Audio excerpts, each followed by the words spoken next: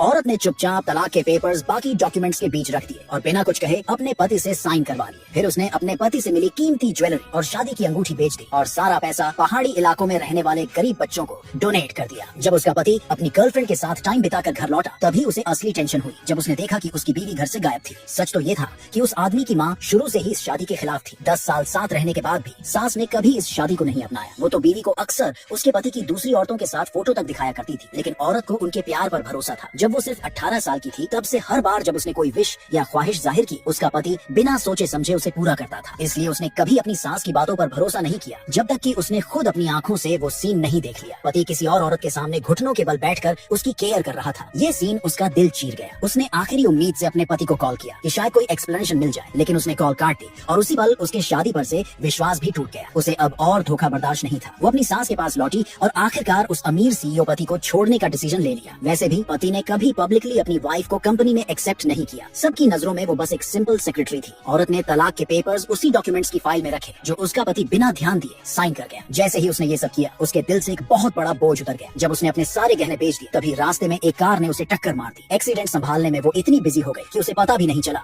कि उसी कार में बैठा सीईओ काफी देर से उसे देख रहा था। बारिश में भीग चुकी औरत को देखकर उसने शराफत से अपनी जैकेट दे दी। जैसे ही औरत ने अपने जख्म साफ किए उसका पति कॉल करने लगा, गुस्से में कि उसने पहले कॉल क्यों नहीं उठाया। पहले वो ऐसे मौकों पर फिक्र करता था, लेकिन अब उसकी आंखों में बस मायूसी थी। जब पति ने देखा कि औरत ने सीईओ की जैकेट पहन रखी है तो बिना कुछ पूछे उसने वो जैकेट छीन ली। अब औरत हर रिश्ता खत्म करना चाहती थी तो उसने नौकरी से रिजाइन दे दिया। पति जो अब उससे कोई लगाव नहीं रखता था, बिना कुछ पूछे उसने उसकी रेजिग्नेशन एक्सेप्ट कर ली। औरत ने अपना सामान पैक किया और नए घर में शिफ्ट हो गई। संयोग से लिफ्ट में उसकी मुलाकात उसी सीईओ से हो गई। उधर जब पति घर आया तो देखा कि घर खाली हो चुका था। वो घबरा गया। उसने अपने असिस्टेंट को बोला कि बीवी को ढूंढो और अपनी माँ से भी रिक्वेस्ट की कि अब उनके रिश्ते में दखल न दे। जब माँ ने बताया कि उसकी बीवी को उसके अफेयर का पता चल गया है तो भी पति को पूरा भरोसा था कि वो कभी नहीं जाएगी। लेकिन उसी वक्त औरत को उसकी सास का कॉल आया। किसी डील या एग्रीमेंट पर साइन करने के लिए बुलाया गया। जैसे ही उसने कॉन्ट्रैक्ट देखा उसकी मोटाई देखकर समझ गई कि इसमें कोई चाल है। उसने बहाना बनाया कि वो पहले वकील से सलाह लेगी और वहाँ से निकल गई और सीधे जाकर वो कॉन्ट्रैक्ट डस्टबिन में फेंक दिया। लेकिन बदकिस्मती से उसके खिलाफ एक साजिश चल रही थी। उसे बेहोश कर दिया गया।